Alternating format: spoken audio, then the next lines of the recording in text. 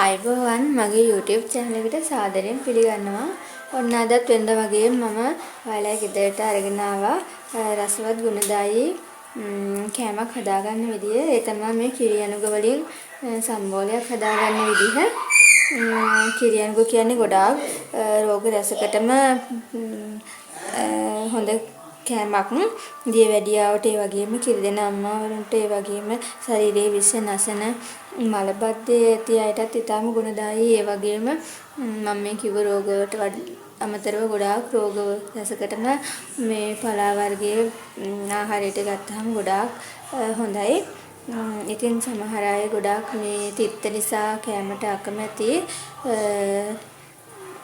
මේ ඒ වුණාට මැල්ලුමක් සම්බෝලයක් විදිහට හදලා ගත්තාම ගොඩාක් රසවත් පලා වර්ගයක්. මම මේ අරන් තියෙන කිරියනුග හොඳට හොදලා ටිකක් තෙත අයින් කරගෙන තමයි මේ අරගෙන තියෙන්නේ. මේ ටික දැන් කපා ගන්න ඕනේ. මම මේකට අරගත්තා පොල් ටිකක් ගත්තා. ලුණු ඕනේ. අමු මිරිස් ගත්තා. ලුණු දෙහි අවශ්‍ය වෙනවා.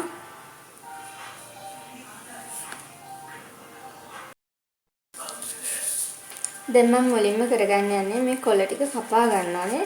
කපාගෙනදී මේක එක පැත්තකට කපා ගන්න ඕනේ. මොකද කොළ තැළුනහම තිත්ත ගතිය එනවා.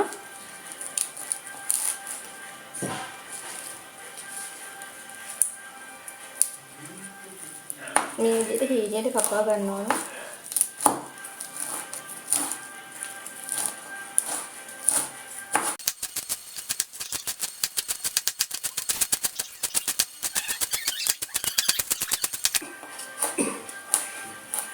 මේ විදිහට සේරම හීනයට කපලා ගන්න ඕනේ.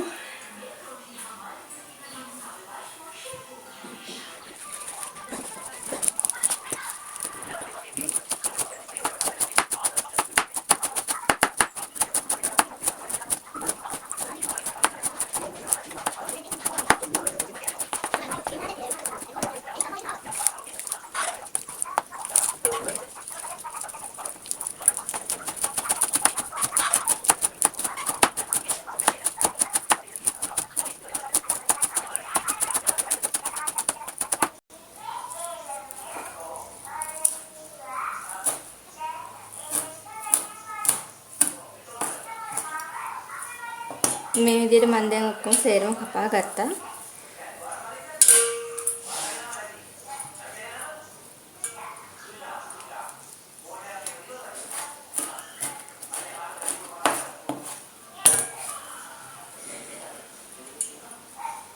දැන් මම මේකට පොල් ටික එකතු කරගන්නවා.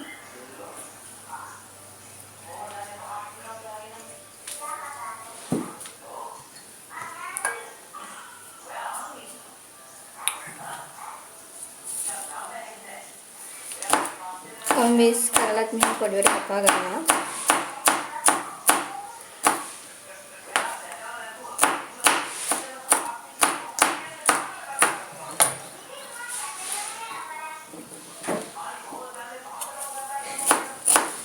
මම නම් බිලි ලුණු එකතු කරගන්නේ. රතු ලුණු එකතු කරගන්නවා නම් හොඳයි.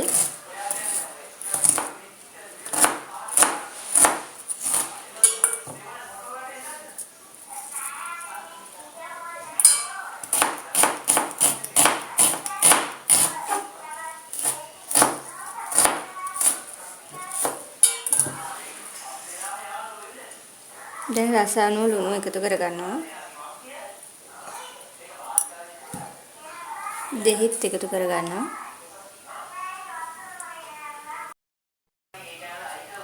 දැන් මම මේකට ලුණු පොල් ටික අමු මිරිස් ටික එකතු කරගත්තා. දැන් දෙහි ටික එකතු කරගෙන අනා ගන්නවා.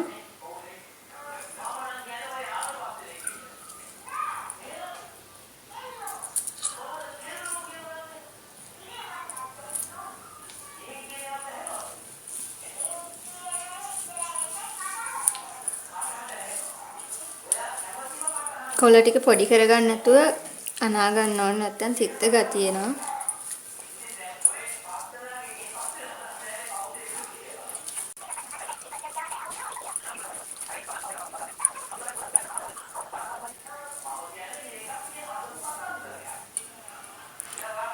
මේ තියෙන්නේ මං හදාගත්ත අනුගකොළ සම්බෝලේ.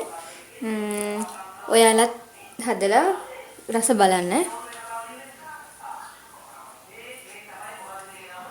වීඩියෝ එක හොඳයි නම් ලයික් කරන්න. ඒ වගේම සබ්ස්ක්‍රයිබ් කරන්න කියලාත් මතක් කරනවා.